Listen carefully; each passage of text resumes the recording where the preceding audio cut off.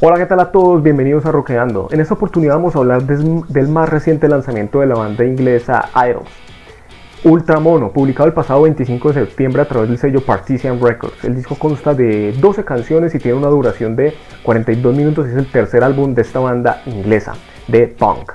Bueno, Idles debuta en el 2017 con Brutalism, pero no fue sino hasta su segundo álbum de estudio un año más tarde, en el 2018, el Joy as an Act of Resistance, que la banda logró un gran empuje, un gran reconocimiento. Ese disco pegó muy fuerte y los llevó a presentarse como una de las bandas más interesantes, con una de las propuestas más interesantes del punk en los últimos años. Y con justa razón. Joy as an Act of Resistance, de ahora en adelante Joy, es un disco a mi parecer extraordinario.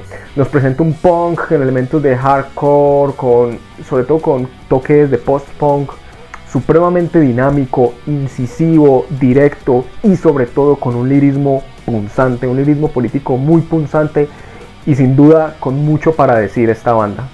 De tal manera que, al menos en lo que a mí respecta, pues la expectativa era relativamente amplia.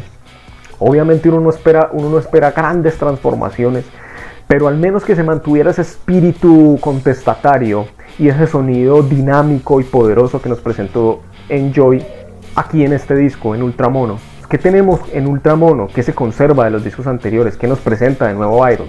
Miremoslo. El primer rubro en el que se siguen destacando, iniciando por lo bueno, es sin duda el lirismo. Aquí nos encontramos con una lírica política contestataria, retadora, irreverente, inteligente, más directa a mi modo de ver que en Joy, pero igual de incisiva e igual de elocuente. En la primera canción, War, su frontman, cuyo nombre olvidé apuntarme, utiliza de manera muy creativa esta imagen de la onomatopeya, de hacer con la voz sonidos de, por ejemplo, armas, teniendo en cuenta que es una canción en torno a la guerra y en torno, por supuesto, como el coro lo hace ver explícitamente, antiguerra. En la canción Grounds, la segunda canción en el tracklist, nos encontramos esta lírica que nos presenta una crítica a la apatía, a que la acción política tiene que ser eso, acción. En esta canción un poco nos hace un llamado a la unidad, pero no una unidad abstracta, no una unidad solo del pensamiento, como que no, todos somos hermanos y lo que sea, sino que la unidad se tiene que dar en la práctica, en la acción política directa. En ese sentido me encanta el tono de esta canción, al igual que la quinta, que va un poco más en torno a esto, que es Kill Them with Kindness, en donde hace una crítica a mi modo de ver muy interesante, sobre todo para contextos como en muchas ocasiones los actuales, donde hay una especie de discurso antiviolencia y que en última instancia lo que nos dice este discurso es que, bueno, el discurso antiviolencia o pacifista, pero en el sentido más vulgar del término, que aquel que está siendo oprimido, aquel que está siendo discriminado, pues tiene que ser apático y por lo tanto perpetuar el status quo que lo está oprimiendo. Un poco aquí Idles se burla de esto y nos señala cómo el pacifismo no se puede convertir en apatía política, porque eso perpetúa las condiciones de opresión, o las condiciones de discriminación, o las condiciones de injusticia, las condiciones de desigualdad. Model Village, la sexta canción, es increíblemente elocuente. Me parece a mí que en ella Idles nos está señalando como esta idea de el purismo casi que racial, o la idea de vivir en una sociedad de bien, un pueblo ideal, como lo dice la canción.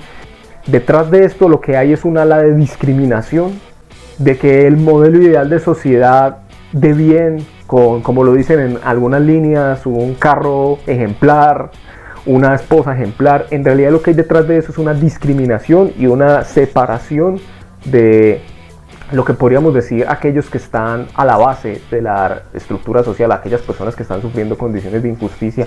Entonces, que este modelo de sociedad que pinta a veces la derecha, en realidad es un modelo que en última instancia es homofóbico, racista, clasista, etc. La canción Ne touche pas moi, discúlpeme, no sé francés, es un poco una retalía en torno a la soberanía sobre el cuerpo y a la idea de que toda relación tiene que darse siempre en los términos del consentimiento. La octava y la novena canción, Carcinogenics y Reigns, respectivamente, retornan a un discurso más típico progresista de la desigualdad y de la lucha de clases.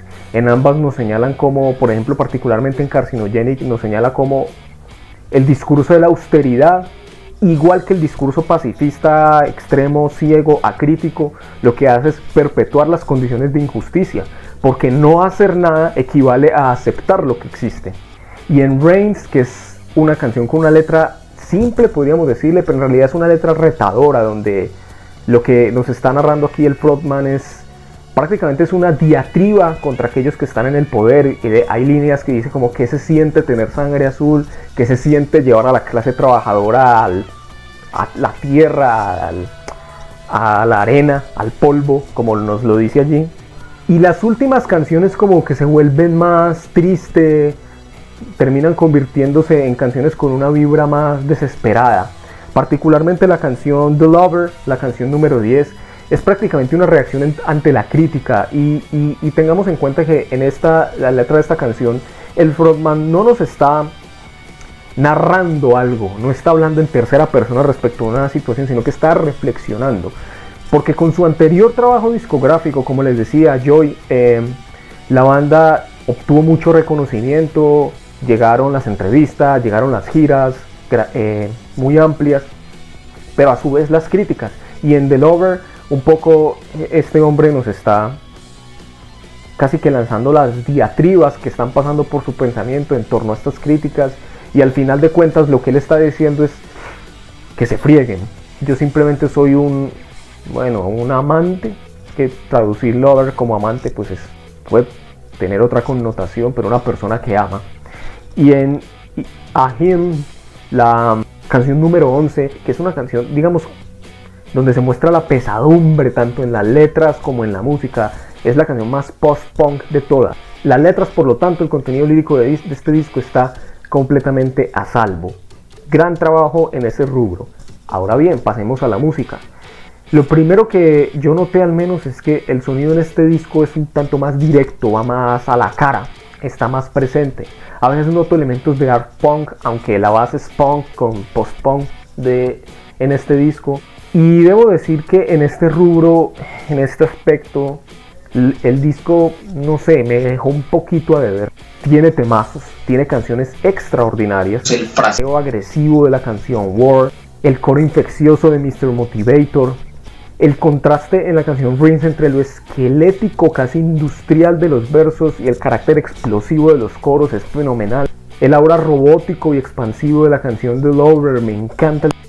En esta canción hay cosas brillantes, sobre todo desde el punto de vista de las cuerdas, del manejo de coros, el fraseo vocal del frontman. Recuerda incluso mucho el punk clásico, me recuerda mucho particularmente a The Clash, por ejemplo, a los Sex Pistols. Pero hay un problema, yo creo, sobre todo desde el punto de vista rítmico. A mí me parece que muchas de las canciones, sobre todo de la primera parte del disco, las primeras 5 o 6 canciones, son demasiado similares rítmicamente. Me parece que les faltó un poco más de expresión. Kill Them with Kindness, Model Village, Ne Touche Pas Moi, no sé si lo estoy diciendo bien, no sé francés. Son canciones, por ejemplo, que les hace falta un poco de variedad rítmica. Y una de las cosas extraordinarias de Joy, lo que hacía que a mi parecer situara esa banda la banda en este disco como algo de suyo muy peculiar, muy interesante, es precisamente ese nivel de agilidad, de variedad en todos los elementos. Y aquí me parece que faltan un poco de esto, sobre todo desde el punto de vista de la base rítmica. Yo creo que la única canción que me parece satisfactoria en ese sentido, la agilidad, la energía que tiene, la expresividad, fue la canción final, Danke. Por lo demás, el disco es un buen disco. Yo creo que es mi menos favorito de la carrera de la banda. Tiene temazos, eso sí, pero le faltaron los 5 centavos para el peso. Me parece que les faltó al disco pasar de ser bueno, pero más o menos dentro de lo que muchas otras bandas de hardcore, de punk y de post-punk nos han presentado, a hacer algo único, destacable, como si lo fue a mi modo de ver el Joy as an Act of Resistance. De todas maneras, ese es un disco rescatable, tiene un sonido muy interesante y nos sigue mostrando una banda en buen estado de forma. Este es para mí un disco de 7 de 10, porque es un buen disco, pero no es un disco extraordinario. Por lo demás, esto es Ultramono de Idols, Gracias por ver el video. Denle like si les gustó, comenten, suscríbanse, activen la campanita, háblenme en Instagram. Y nos vemos la próxima. Hasta luego.